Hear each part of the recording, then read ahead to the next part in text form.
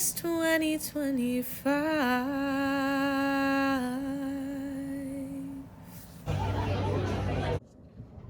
Hello everyone and welcome to day 4 of Vlogmas. I know I'm in the same position and clothes that I was yesterday. That's not because I'm filming these back to back or anything. I just teleported and I time traveled actually, and I'm here now. So that's happening. So yeah, I know I mentioned it yesterday in the video, but this year has been really tough, and I just wanted to have like a semi-honest conversation without like giving away too much private information about the kind of year it's been and going through the holidays when you've just been kicked down like all year. Like sometimes I feel like this year especially, I have been really craving Christmas and craving like some sense of normalcy because there's just been so much chaos happening around me that I've really been leaning into Christmas. But what happens when that's not like possible? Like, I know that there's so many people that have had loved ones pass away around the holidays. Some people just don't enjoy the fact that everybody is forcing corporate happiness on you during this time. It's cold, it's dark. Like, how do we get through things when it's hard? And how can Christmas be possible, I guess? Heavy conversation for a 10-minute video, but we're gonna try. So yeah, this year I started off the year very positive. It was my last semester before I graduated college, and then in the summer I was going to be transitioning into a full-time salaried role at my corporate office job, which I was very naive about, but I didn't really have time to think about because I was in the midst of my senior semester of college. I was trying to strengthen my friendships and last all of the relationships, do everything at college that I hadn't gotten to do. I had so many plans and big things happening, and so it was really stressful.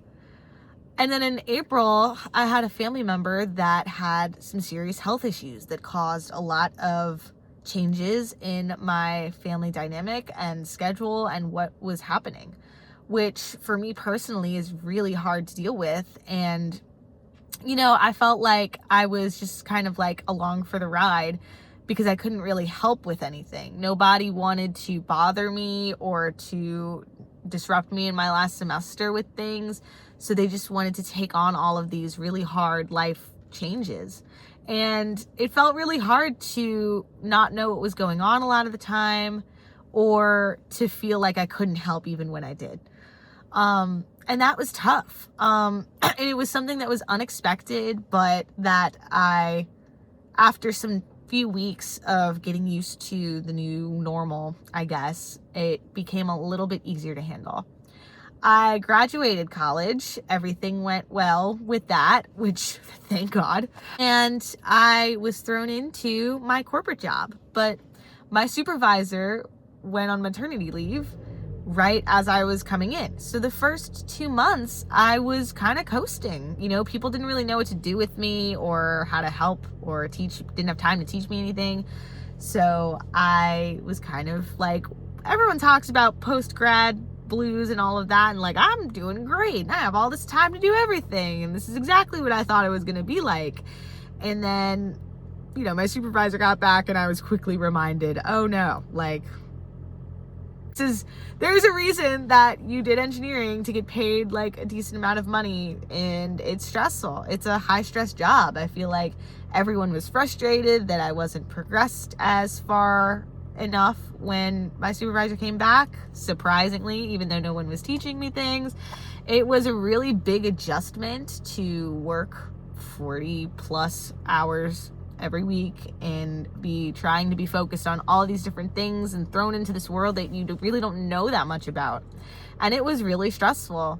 It weighed on me a lot more than I think I expected it to.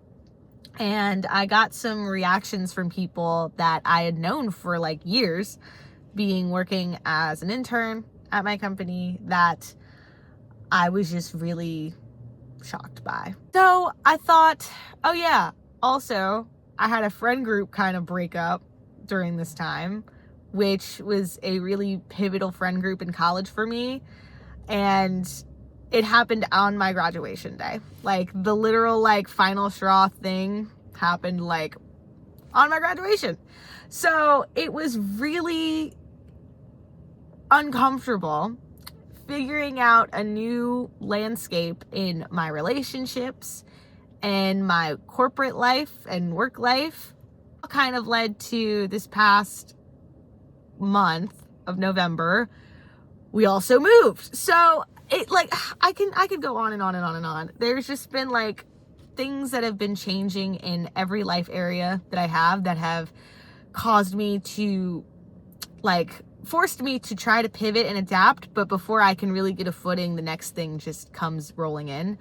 And it's been really tough. And I was really scared, especially like last week and the week before, that I was not going to be able to enjoy Christmas, that I was not going to be able to have a good time. Like everybody around me either seemed to be going through the weeds themselves or having the best time of their life. And it was really hard just experiencing all of that and being like, how I'm never going to be a kid again. I'm never going to feel this way about Christmas again. Like I don't know what to do. Like it just feels like it's always going to be like this.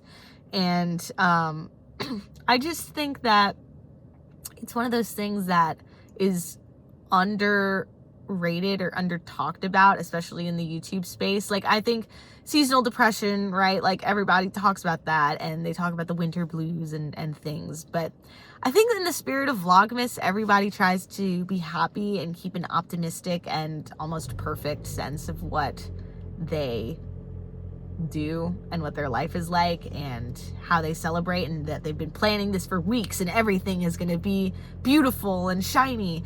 And I just think that like sometimes that's not the case. Like during Thanksgiving, I had to forcibly remove myself from work. Like it took everything out of me to tell myself that I need a break and accept that and take my PTO and take some time off, because I was really trying to push through till Christmas. But after having that break, like you realize just how important it is for your mental health and sanity. And sometimes you just don't have the energy to do anything.